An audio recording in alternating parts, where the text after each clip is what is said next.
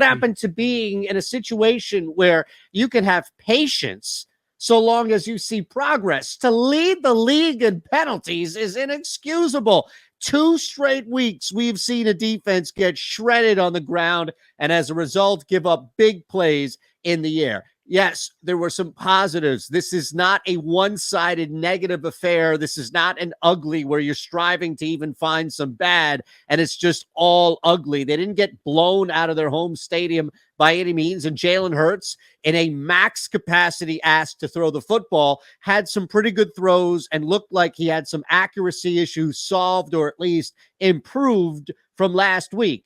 But you have to start with the biggest negative, with the most glaring weakness of them all, and that's self-inflicted wounds. How many times have you seen a team week in and week out, year in and year out, be successful in the field, be successful when it comes to winning games in their division to conference, leading the league in penalties? That is a disgrace. That is on coaching. That is on player. That is on philosophy. That is on training every single week for a football team that you're taking on and ignoring some glaring issues that you had the previous now weeks. This is multiple weeks. We're seeing a guy step out of bounds before catching a pass to go into the end zone. Multiple weeks. Crucial penalties on defense, extending drives. Now, how much of it, when you look at an offensive holding, or you just look at the fact that an offensive lineman gets hit for a penalty because 4 or 5 guys are bench guys, but there aren't just 3 penalties or 4 penalties to look at. This is a glaring weakness, a major issue that is going to stunt growth for a football team. You are not going, this is one of the few, if not only real way in which you can't see true progress on a team, because penalties are negating gains. Penalties left 3 touchdowns. 3. How ridiculous is that? Now, look, I'm happy with some things here. There was progress with Jalen Hurts, who asked to throw the ball a ridiculous amount. Come on. You should not be up in the 50s, regardless of game script or circumstance, for somebody this new into the NFL. It's unfair to him. But look, we've seen already Jalen Hurts respond. We saw that this offense was able to respond and take advantage of a bad defense. There are plenty of teams in the NFL week to week that go up against bad defenses, or at least a worse defense than they have good offense, and they fail to capitalize. So I think there were some big positives. We'll get to our 3 big takeaways. We have a bunch of guests that we'll talk to on staff, of course, from Matt Mullin, Kyle Newbeck, John McMullen. So we'll get thoughts. Pardon me, Evan Macy, Kyle Newbeck, and John McMullen. I don't want to get ahead of myself. Matt will be next week. But we have thoughts and everything coming up about instant reaction. Evan down at the game, John McMullen covering this game down there as well. The good, the bad, and the ugly from Kyle Newbeck. But for me, it's so difficult, and this is why it's such a problem.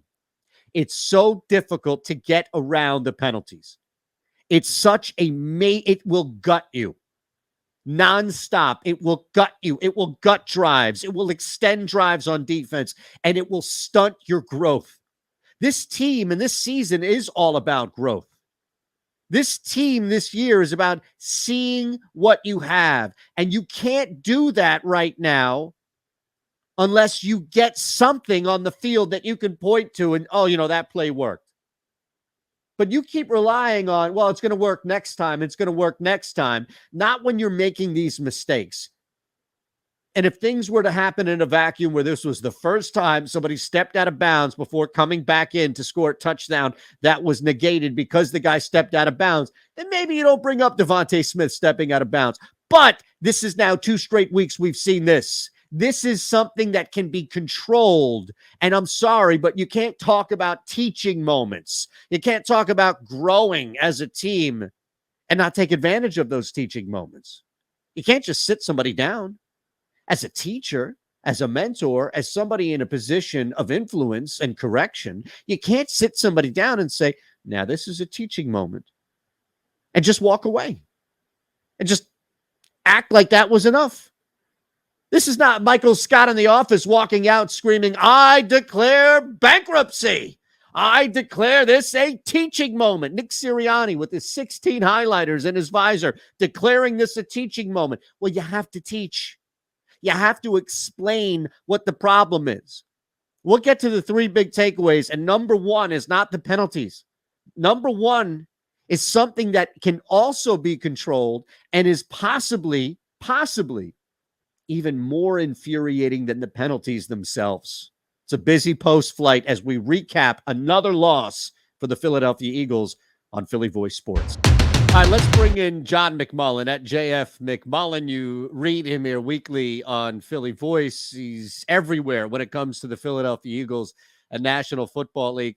Let's look at this loss kind of from the coach / player perspective, John, and just getting, I guess, the overall theme that you would take away from player to coach following this loss at home to the Chiefs. Well, offensively, it was good.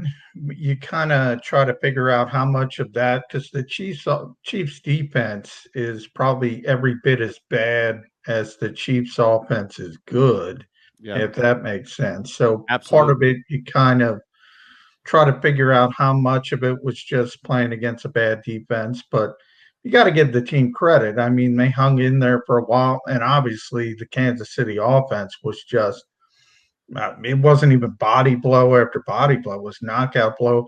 Really, Eytan, they scored 6 out of 7 times. Patrick Mahomes kneeled down at the end of the game, but let's face it, that doesn't count. So 6 out of 7, but 6 touchdowns out of Mhm. 7. And the one time they didn't score was obviously the turnover. That's not good from the defensive perspective, to say the least. Understanding that's Patrick Mahomes and Tyreek Hill. That's the most explosive offense in the league. But still, you got to do something. And the fact that I think the worst part defensively was the fact that the Chiefs ran for 200 yards. I mean, we know Andy Reid doesn't even want to run the football. Yeah. And they ran for Yeah. 200 yards by mistake because the Eagles can't stop anybody with Eric Wilson and Alex Singleton and Sean Bradley and every linebacker they try to throw in there. It's bad. It's absolutely bad. Is anybody addressing this following the game and pressers from just anybody at all addressing how bad this has been on the ground, especially? And look, Mike Davis, now it's put into perspective that it was Mike Davis, but my goodness, 2 straight weeks, and you can't blame it on, well, it's Ezekiel Elliott and Tony Pollard, the best 1-2 Yeah. punch in the league. This is Clyde Edwards-Helaire. I know he had 100 yards last week, but he was averaging over 7 yards per carry this week. I mean, is anybody from Gannon to player addressing this, John? Well, Gannon, we won't get to talk to till Tuesday. He'll address it. I mean, yeah, there's not much you can say. I mean, to me, this is an organizational problem in the fact that we know they don't value this particular position, linebacker I'm talking about. They haven't allocated a lot of assets to that particular position. We're talking about when you put Alex Singleton and Eric Wilson out there, they're both undrafted players. They both made a lot of their careers, but you have to be realistic about this. When you see some of the great linebackers in this league, Devin White in Tampa Bay is a perfect example. You saw the Bucks run to the Super Bowl. That's a top 10 pick. I mean, they put assets into that position. The best the Eagles did is Davion Taylor, who can't get on the field because of his injury issues. Um, so I don't know how you fix it with what Jonathan Gannon has. That's not an excuse for him. That's just an explanation. You just got to throw somebody out there. Let's look at two things really quick. One, I think, is moving in the right direction, and another that I don't know if it can get any worse. Let's start with Jalen Hurts.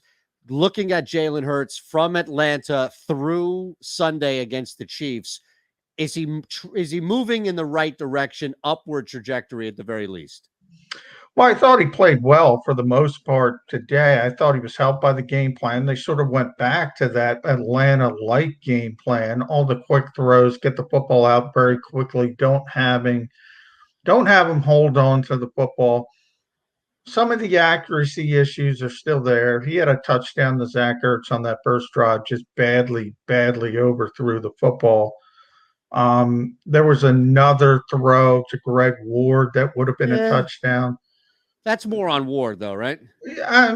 See, people say that, but you see there live. I mean, that was an easy touchdown. Now, Right. I hear what people were saying. Greg Ward got two hands on it. You're an NFL receiver, catch the football. Eh, But man, that could have been really easy. That could have been just laid in there to it was not a good throw. So would a better receiver may have caught it? Yeah. But it was not a good throw.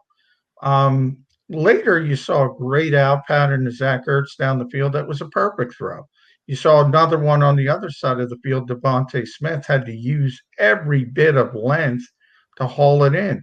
Just the consistency with those downfield throws are still not there. But he was a playmaker today. Made a lot of plays. And Nick Sirianni said it was the best he ever saw him play. And he a little hyperbole, said it was one of the best performances he had ever seen from a quarterback, which I'm not going to agree with that. But how about the other guy on the other side of the field? Pretty good. Pretty good. Yeah. All right. Last one for you here. Can you just try and put into context how bad this is, not only from an internal standpoint, but just external this year around the league in general, historic, if we're at that point, how bad this is all around with penalties from both a young and old team with a balance of both, just how bad this is right now. You know, it's funny you say that, Eytan, because that's what I'm writing about for Philly Voice tomorrow. You didn't even know that. So, I was going to. So I just pulled up the numbers and I'm looking for them as we're speaking.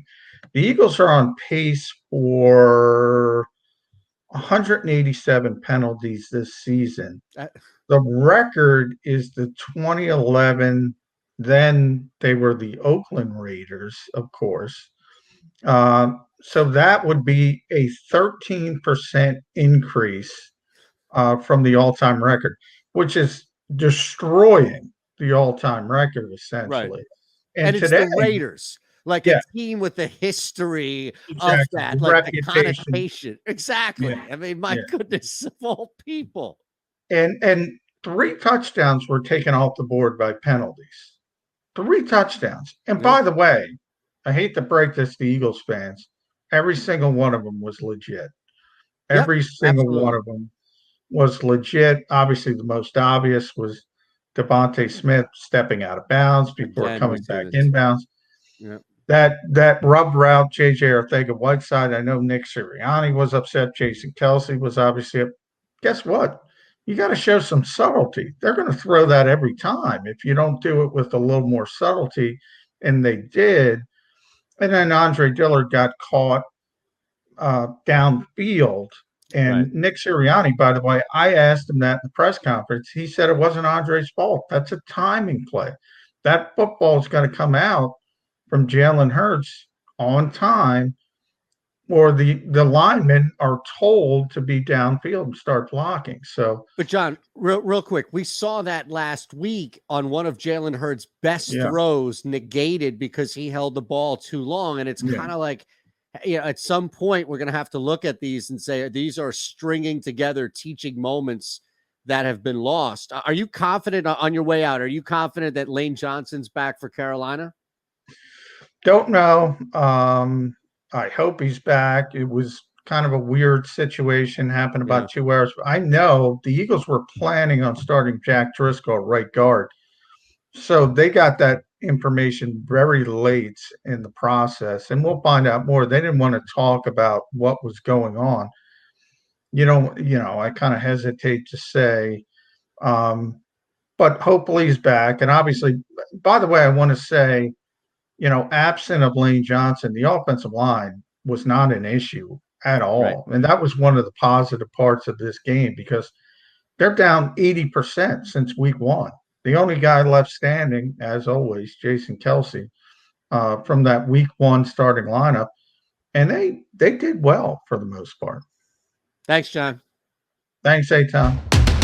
All right, let's do it. 3 big takeaways from the Eagles' loss to the Kansas City Chiefs. I'm going to throw one positive in there, and let's start with actually something to look forward to, because Jalen Hurts, he shouldn't have been in a shootout. It should not have gotten to that point, and that's really on the defense, the penalties, 2 things that we'll focus on. But let's look at Jalen Hurts. Thrust into a shootout. The numbers were absolutely insane, and outside of that one throw to Zach Ertz, which I would credit on Jalen Hurts as far as him being the reason why that wasn't a touchdown. The one to Greg Ward should have been caught, in my opinion, as Ward got not one, but both hands on it. Jalen Hurts stood and delivered. I don't care that the Kansas City Chiefs defense is bad, is wretched, is horrific at times, because we've seen this in the NFL. Just because you have a favorable matchup doesn't mean that you're guaranteed to take advantage of it. Nick Sirianni didn't do Jalen Hurts a ton of favors, but I think ultimately it was enough, the game plan and the execution by Hurts. Look, Jalen improved from what we saw against Dallas. Yes, the defense was a notch below, but again, you get credit for showing up. You get credit for executing. That's what we wanted to see. The biggest difference, I wrote about it on Philly Voice this week. The biggest thing that I needed to see was that you showed up like you cared. You showed up like you prepared, and your practice showed on the field. And I think we got that from Jalen Hurts. Biggest takeaway beyond the negatives and beyond the stuff that's just a kick to your gut is Jalen Hurts moving in the upward trajectory that we want to see. I don't care about the draft picks right now with Carson Wentz and the Miami Dolphins. What I care about more so than anything is seeing Jalen Hurts improve, specifically with the accuracy. And again, to only have one play to talk about, and granted, it was a touchdown that was taken off the board, I think we're in good shape looking at Jalen Hurts improving and at least showing that he has the capability, learning from a mistake, applying it the next week. May not be every single week, but it's enough right now to go from Dallas to Kansas City and hopefully through with Carolina this coming week. Now, the second takeaway is just how bad things have gotten with the turnovers. This is inexcusable. It's something that is just about preparation. And it's about, and look, this is the balance that we have to deal with. As a whole, the penalties are negating, if not full on mitigating, all of the positivity from this team. To take 3 scores off the board because of mental error is inexcusable. Devonta Smith stepping out of bounds. The fact that we're dealing once again for the second straight week with the quarterback holding on to the football too long, that is on him. And look, Jalen Hurts was not flawless by any means, but from throwing the football where I began, the biggest takeaway, that's a positive key by all means. He was a culprit like others were. That Andre Dillard man downfield penalty was on the quarterback. These are timing routes. Now, you can go back and say, was it worked out enough in the preseason? Was it worked out enough at all this week heading into the game? The answer clearly is week to week to week. We've now seen issue, mental mistake. And look, it's not just on the youth. Jonathan Gannon has his hands full. His head slowly getting up above water. Doesn't look great right now for a defense that still has talent enough to be better, maybe not insanely better, but better than what we've seen over the past 2 weeks. You shouldn't be giving up 40 plus over the past 2 weeks. Granted, it's Dak Prescott and Ezekiel Elliott and Tony Pollard and CeeDee Lamb and Amari Cooper. And man, look at what you had you had Patrick Mahomes. Okay. But the defense, from scheme to talent, should not be in a position where they are rolling over. And the biggest area, again, happens to be, and the third takeaway here, it's just steamrolling right into it. There is no threat whatsoever to stop the run. Zero. And this, I think, is probably the most frustrating takeaway that we've seen now for 2 straight weeks. And Clyde Edwards-Helaire is not Ezekiel Elliott. Hell, he's not Tony Pollard. You can make an argument that Tony Pollard would be starting over Clyde Edwards-Helaire on Kansas City. And it's not just the fact that this young man hits you for over 100, because he did, you can make the argument, rush for 100 yards the previous week. It's that he's averaging over 7 yards per carry. Now, the running game is the third takeaway. And honestly, I don't know what is going on with Miles Sanders, like I don't know what is going on with the Philadelphia Eagles' inability to stop the run. Kenny Gainwell is clearly taking full advantage of opportunity, and if that's just trust that the coaching staff has in him catching the football, then great. But we also see that Miles Sanders phased out entirely.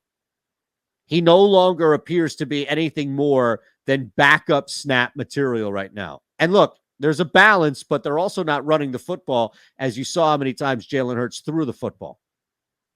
Third takeaway is the run game. Philadelphia Eagles are absent on the defensive front when it comes to stopping or even slowing down the run. And Chuba Hubbard is going to go nuts next week unless something happens with Jonathan Gannon and this front 5 to 7 slowing people down, because it hasn't happened yet. And it really, week to week, as we've seen over the last two, doesn't matter who's carrying the ball. And what the hell, speaking of which, where is Miles Sanders? It's clearly not Miles Sanders' fault unless they think this kid can't catch a rock or a beach ball thrown at him. I don't know what the thing is. But so far, this coaching staff hasn't earned much benefit of the doubt to just come out and say, well, we see it in practice. You don't. Free Miles Sanders. Let's bring in Kyle Newbeck at Kyle Newbeck on Twitter. Read him all the time. If it's the latest with the Ben Simmons saga, see, again, I get caught with the S's, or if it's the good, the bad, and the ugly. And I know at times it seems like it was predominantly one thing, but at least after this game against the Chiefs, I think we'll be able to stretch all three with Kyle. So, my man, first and foremost, thank you. It's always nice to chat, especially with the distraction away from Simmons and the Sixers. So, let's jump right into it, man. Well, overall, I'm just curious what your take, before we get to the good, the bad, and the ugly, what did you think about the game overall, as far as everything you saw from good, bad, and ugly, but just all encompassing Kyle Newbeck's reaction? So I think in a sense it was good to see the offense snap back. Like I think naturally they almost had to be better than they were in Dallas last week. And, Kansas City came into this game with a reputation for having a bit of a soft defense, and they lived up to it in this one. But just to see, Jalen Hurts stringing some passes together, some of the young playmakers that they've drafted over the last couple of years, making plays and making things happen. I thought that was great. The defensive side of the ball obviously was a complete train wreck. And I think, you have to balance it where, it's the Kansas City Chiefs, and this team with Mahomes at the helm has been an absolute juggernaut for years now, that you kind of expect that, but for them to waltz in here, and I think it drove home how the gap between these teams, when Kansas City's in running out the clock mode, and you still see Patrick Mahomes airing one out for a deep touchdown to Tyreek Hill. That shows you the level of offense they are compared to Philadelphia, and the gap between Kansas City's offense and Philly's defense. But maybe the score line is a little closer than ultimately the game was because of the garbage time touchdown from Philly there at the end. But, ultimately it's a game I expected them to lose. And I saw enough positive, I think, in the end to not make it a total disastrous loss, I would say. That's always good. If there's not a total fill in the blank disastrous loss in this case, then I think we're in decent shape at the very least. So let's start with the good. Where are you focusing the most on the good?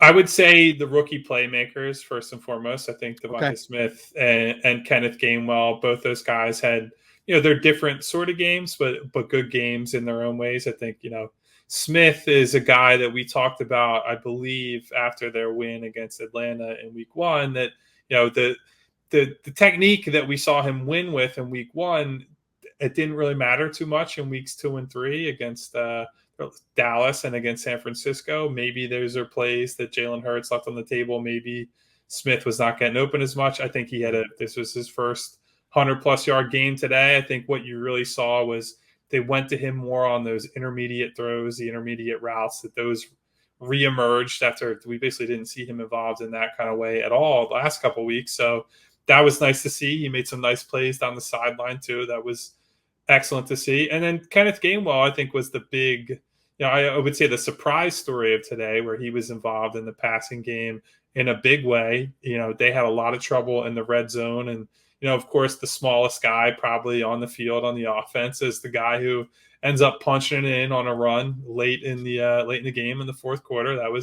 That's nice to see. And, I struggled with Jalen Hurts today. I don't think he was firmly in the good. I don't think he was firmly in the bad. I think he had some misses. He'd want to throw to Zach Ertz back that he missed early in the game that might have gone for a touchdown.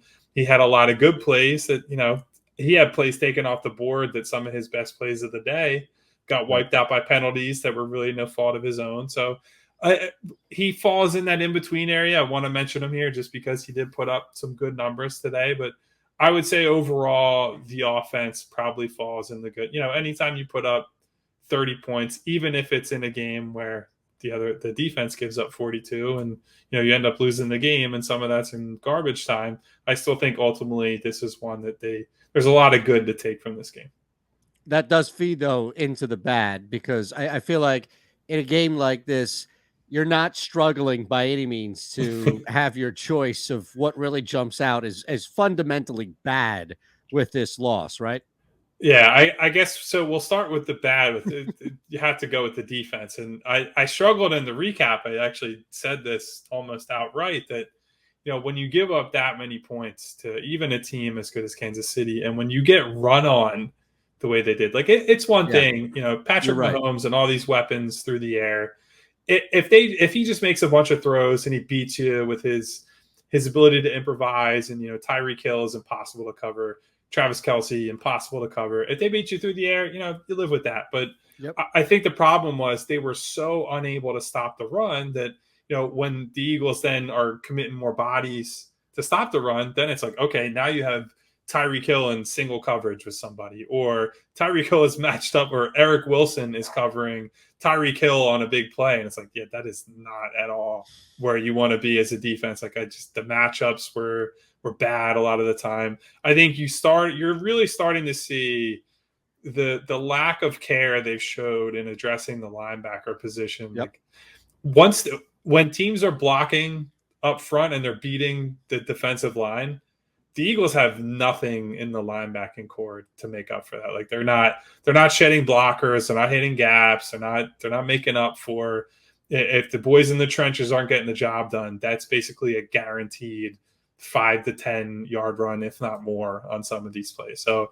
that's obviously disappointing. And then on top of that, I think, I didn't want to pick on him too much because nobody really did anything on the defense today. But Darius Slay is a guy that they gave up some good assets for. They gave him a big extension, and he's got the nickname Big Play Slay. I can't recall a time during that game where I saw him even attempting to cover some of Kansas City's best weapons, let alone making a play while defending a guy like a Tyreek Hill or a Travis Kelce. Like he's supposed to be this difference maker on defense. And, I don't think I'd say he's far from the biggest problem they have. Like we already mentioned the linebacking crew, but when you're getting paid a certain amount of money, when you have this reputation, and then to add insult to injury, you have this nickname that you're supposed to be a big playmaker. And not only are you not a big playmaker, but you're not even really relevant within the flow of the game. That's a tough thing to wrap your mind around. So he's one of many problems with the defense, but that's just something that seems to eat at me week after week, I would say. Yeah, you're getting torched for 40 plus back to back. Right. It's going to, I think, jump out even more so by all means. And it makes sense. And, I think the big, and I love that you brought this up specifically because it's Clyde Edwards-Helaire not only running for 100 plus on you, but gashing you for 7 plus a carry. And again, this is something that you can't just right away. Oh, it was Tony Pollard and Ezekiel Elliott, the best 1-2 punch. No. This is Clyde Edwards-Helaire gashing you once again. I don't know if this changes. Like, I don't know if they magically snap their fingers Hubbard might go for $120 just from volume next week.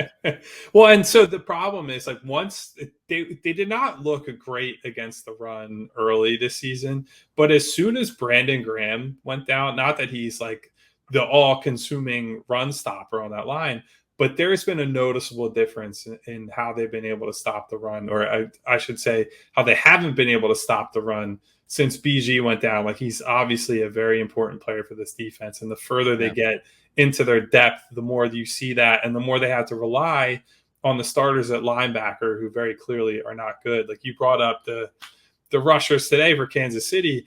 Through 3 quarters, the whole team was averaging 7 yards a carry. And that's with some plays from Mahomes where, he's just taken 2 yards on a brief scramble to try to get something out of a play. Like, the fact that they're still averaging through 3 quarters of the game 7 yards a carry. And then in garbage time, or not garbage time, but we'll call it clock management time, when they're trying to kill off the game, they're still getting 5 and 6 yards a pop and getting pretty much whatever they wanted. So for that to happen, that's an indictment on pretty much everybody, including the coaching staff and how they're setting these guys up. I'm thrilled now to get to this point because I can't imagine. I'm excited. I can't imagine how bad something must be to go from bad to then ugly. So let's end on that note. So it's got to be the coaching side for me, right? Like, I think at this point, penalties are just, it goes beyond a normal. Obviously, through 3 weeks, they had set a team record through the first 3 weeks of the amount of penalties they have. And it's not like they played a clean game today either. And it felt like every time, maybe not every time, but almost every time, they felt like they maybe had a momentum shift or a play that, hey, maybe this is going to, get them back in the game or push them in front. There was always some kind of mistake. And we're seeing these penalties from, veterans, productive guys. We're seeing it from depth pieces, guys that, maybe they shouldn't be on the field in the first place. It's so widespread that you have to go to the coaching staff. Like, they are letting this happen. They're letting undisciplined football slide, I guess. And now you're seeing that happen in games. And then to take it a step further to talk about the coaching staff some more, I just think there are so many errors that were made, like basic game theory, clock management type stuff that you just can't have happen as a head coach. Like, I think that the biggest errors that I can sit here and talk about now are, first quarter, first drive that the Eagles are on. They have a 4th and 3 that they go for it, or they initially go for it. And I think that's the right call. You're up against the Chiefs offense that they can put up a ton of points, as we saw today. And they line up and they can't, whether it was they were trying to draw them off sides or whether they were trying to run a play, things are broken at the line of scrimmage. But instead of just eating the penalty and saying, look, it'll be 4th and 8, we're not going to go for this, they know they're kicking the field goal because they did kick the field goal. They take a timeout in that spot for basically no reason. Like, 5 yards in that situation means nothing. It's still a chip shot for Jake Elliott either way.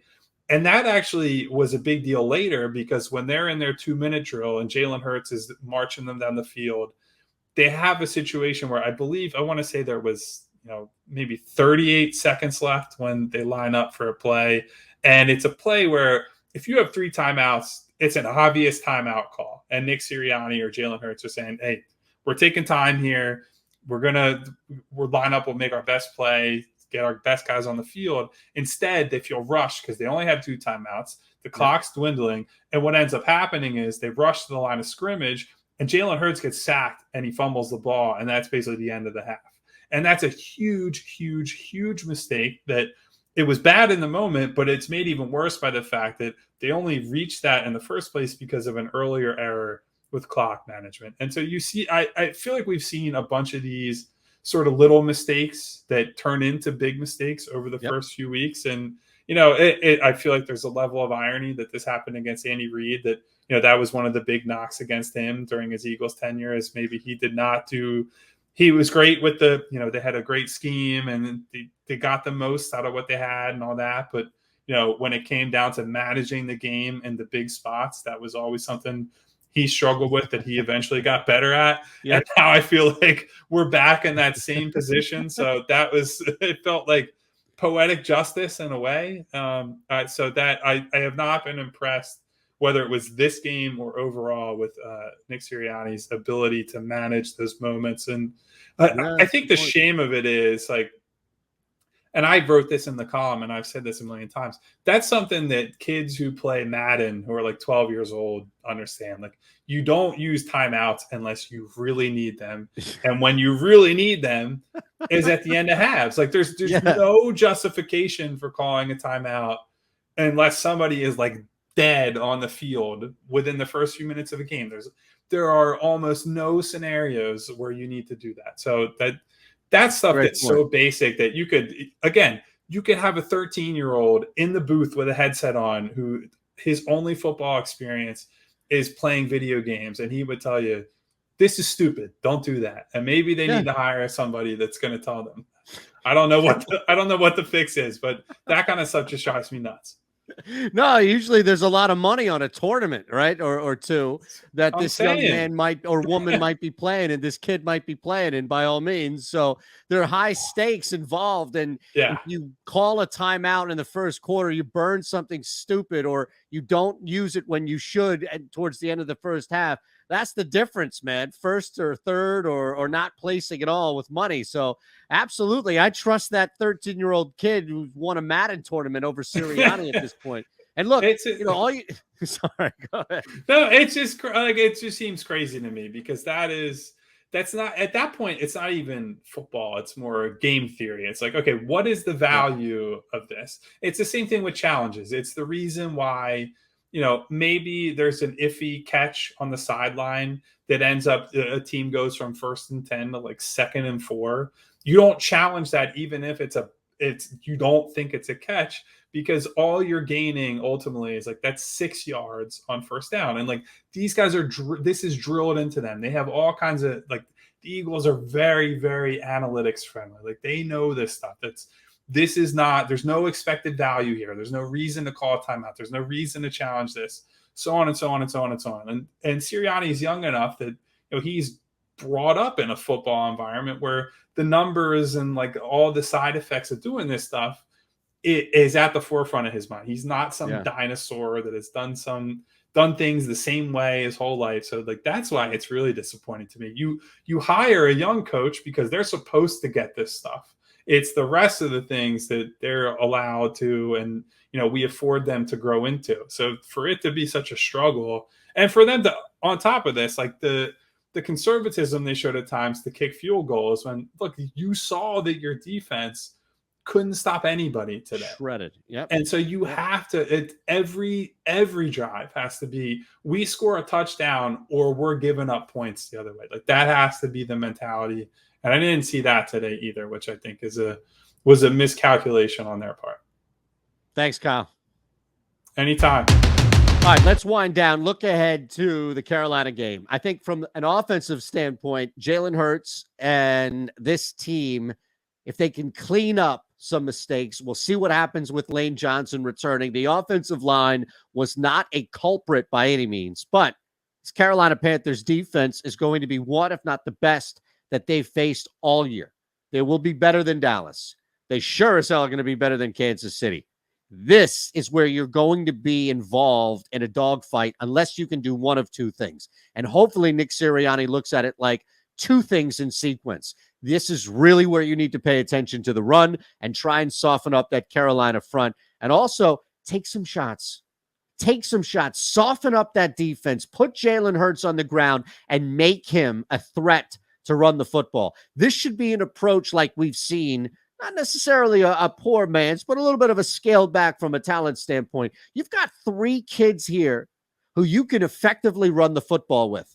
And that's Jalen Hurts, Kenny Gainwell, Miles Sanders.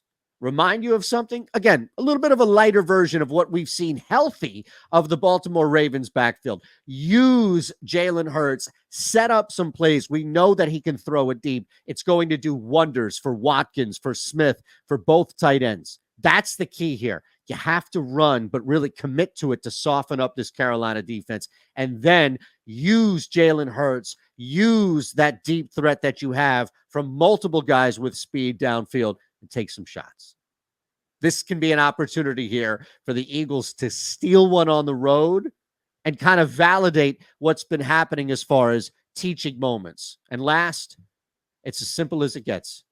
Turnovers are going to kill you every single time. Turnovers are going to stunt your growth it doesn't matter about Fletcher Cox disappearing. It doesn't matter about Jalen Hurts improving. It doesn't matter about Nick Sirianni and the markers in his visor. It doesn't matter about any of this. Jonathan Gannon being overmatched. None of it matters if you are leading the league in turnovers. You want to beat Carolina? Start there. See you next week. I'm Eytan Shander on Post Flight.